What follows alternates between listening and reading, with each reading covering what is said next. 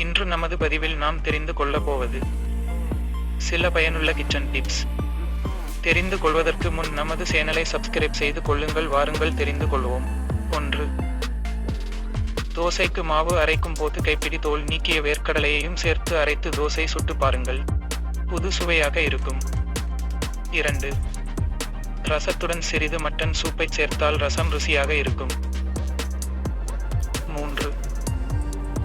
தேங்காயை துண்டுகளாக வெட்டி 1 மணி நேரம் ஃப்ரீசரில் வைத்து விடுங்கள். பின்னர் மிக்சி ஜாரில் போட்டு தண்ணீர் விடாமல் சில வினாடிகள் சுற்றினால் துருவியது போலவே பூவாக வந்துவிடும்.